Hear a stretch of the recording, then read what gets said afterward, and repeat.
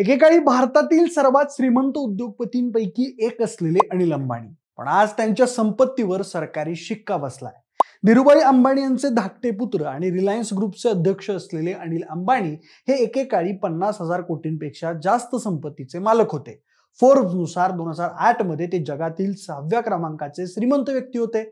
त्यांच्याकडे दूरसंचार, वीज, वित्तीय सेवा आणि इन्फ्रास्ट्रक्चर अशा अनेक क्षेत्रांमध्ये मोठा व्यवसाय होता. पण गेल्या काही वर्षात कर्ज आणि आर्थिक गैरव्यवहाराच्या आरोपांमुळे त्यांची आर्थिक स्थिती कोलमडली आहे. आणि आता तर प्रवर्तन संचालनालयाने म्हणजेच ईडीने त्यांच्या 3084 कोटी रुपयांच्या मालमत्तेवर जप्ती आणली असल्याची बातमी सध्या व्हायरल होती. त्यांच्या मुंबईतल्या पाली हिल्स मधील 17 मजली अलिशान बंगल्यासह देशभरातील 8 शहरातील घरं, ऑफिसेस आणि जमिनी आता सरकारच्या ताब्यात गेल्यात. एकेकाळचा अब्जाधीश आज चौकशीच्या भोवऱ्यात गुंतलाय. नेमकं झालंय काय? सगळं जाणून घेऊयात या व्हिडिओच्या माध्यमातून. नमस्कार, मी प्रथमेश आणि तुम्ही पाहताय विषय सफारी. तर बघा मंडळी, आर्थिक गैरव्यवहाराच्या प्रकरणात सक्तवसुली संचालनालयानं म्हणजेच ईडीनं अनिल अंबानी यांच्यावर मोठी कारवाई केली आहे. अनिल धीरूभाई अंबानी समूहाचे अध्यक्ष अनिल अंबानी, त्यांच्या कंपन्या आणि संबंधित संस्थांशी निगडीत तब्बल 3084 कोटी रुपयांच्या मालमत्तांवर जप्ती आणण्यात आली आहे. एकेकाळी मुकेश अंबानींपेक्षा अनिल अंबानी प्रसिद्ध होते. त्या वर्षीच्या यादीप्रमाणे अनिल अंबानींकडे 45 अब्ज डॉलरची संपत्ती होती, तर मुकेश अंबानींकडे 49 अब्ज डॉलरची संपत्ती होती. मुकेश आणि अनिल अंबानी यांच्यात संपत्तीची वाटणी झाल्यानंतर पुढचे 2 वर्ष म्हणजेच 2007 सालापर्यंत दोन्ही भाऊ फोर्ब्सच्या श्रीमंतांच्या यादीत बरेच वर होते. 2008 साली अनेकांना असं वाटायचं की धाकटा भाऊ अनिल हा थोरल्या भावापेक्षा खूप पुढे जाईल.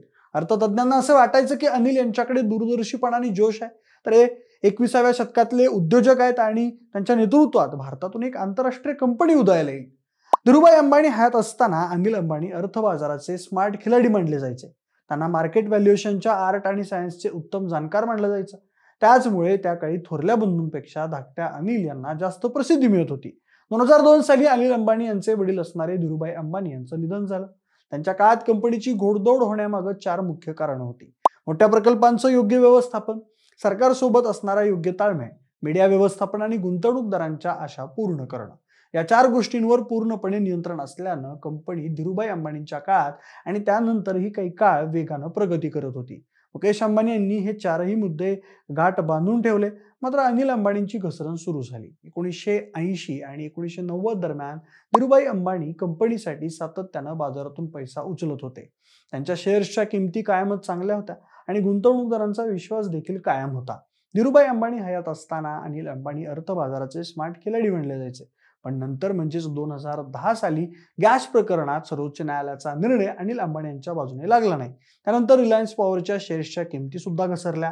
इथून पुढे अनिल यांचा मार्ग तसाच खडतर होत गेला. अशा परिस्थितीत अनिल अंबानी यांच्याकडे देशी आणि परदेशी बँका आणि फायनान्स कंपन्यांकडून कर्ज घेण्याशिवाय पर्याय उरला नाही. गेल्या दशकभरात मोठ्या भावाचा व्यवसाय वाढत गेला तर छोट्या भावावर कर्ज वाढत गेलं. आणि मग ईडीने 31 ऑक्टोबर रोजी आर्थिक गैरव्यवहार प्रतिबंधक कायद्याअंतर्गत म्हणजेच PMLA अंतर्गत 4 तात्पुरते जप्ती आदेश जारी केले. यात अनिल अंबानी यांचा मुंबईतील पाली हिल्स येथील बंगला, तसेच समूहाशी संबंधित इतर निवासी आणि व्यावसायिक मालमत्तांचा समावेश आहे. जप्तीच्या यादीत दिल्लीतल्या महाराणा रणजित सिंह मार्गावरील रिलायन्स सेंटरची जमीन, रिलायन्स इन्फ्रास्ट्रक्चर लिमिटेडच्या विविध मालमत्ता, तसेच मुंबई, पुणे, ठाणे, नोएडा, गाझियाबाद, हैदराबाद, चेन्नई आणि पूर्व गोदावरी येथील इतर संपत्तीचा समावेश आहे. एवढंच नाही तर मुंबईतील नगीन महल इमारतीतील कार्यालय, नोएडातील BHA मिलेनियम अपार्टमेंटमधील सदनिका आणि हैदराबादमधील कॅमस कॅप्री अपार्टमेंट्स या मालमत्ता देखील जप्त करण्यात आल्या आहेत. या कारवाईवर अद्याप अंबानी किंवा त्यांच्या समूहाकडून कोणतीही अधिकृत प्रतिक्रिया देण्यात आलेली नाहीये. ही चौकशी रिलायन्स होम फायनान्स लिमिटेड म्हणजेच RHFL आणि रिलायन्स कमर्शियल फायनान्स लिमिटेड म्हणजेच RCFL या कंपन्यांनी केलेल्या कथित आर्थिक गैरव्यवहाराशी संबंधित आहे. 2017 ते 2019 दरम्यान येस बँकेने RHFL मध्ये 2965 कोटी रुपये आणि RCFL मध्ये 2045 कोटी रुपये अपरिवर्तनीय रोख्यांच्या स्वरूपात गुंतवले होते. मात्र 2019च्या अखेरीस ही गुंतवणूक थकबाकी म्हणजेच NPA झाली. ईडीच्या माहितीनुसार RHFL ने 1353.50 कोटी रुपये तर RCFL ने 1984 कोटी रुपये थकवले. या रकमांचा गैरवापर केल्याचा आरोप अनिल अंबानींवर आहे.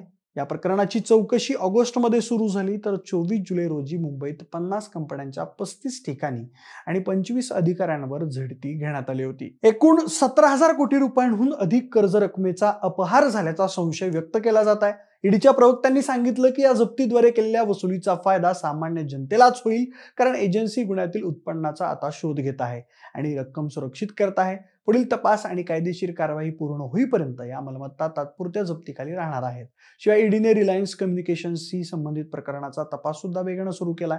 या प्रकरणातही कंपन्यांवर 13,600 कोटींपेक्षा जास्त रकमेचा दुरुपयोग केल्याचा आरोप आहे. बनावट पद्धतीने लोन चालू ठेवलं असं पण म्हटलं जात आहे. ईडीचं म्हणणं आहे की ही कारवाई पब्लिक फंड रिकव्हरीत महत्वाची भूमिका बजावेल, कारण हा सर्वसामान्य जनता आणि आर्थिक संस्थांचा पैसा आहे. म्हणजेच अनिल अंबानींच्या अडचणी आता काही संपणाऱ्या दिसत नाही आहेत.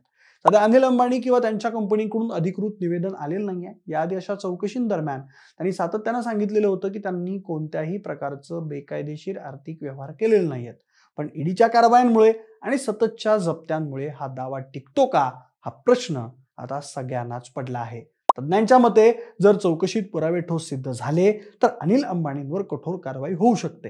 याचा परिणाम फक्त त्यांच्या उद्योग साम्राज्यावरच नाही, तर भारतीय कॉर्पोरेट विश्वावरही पडू शकतो.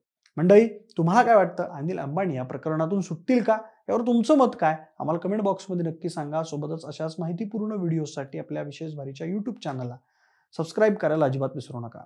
धन्यवाद.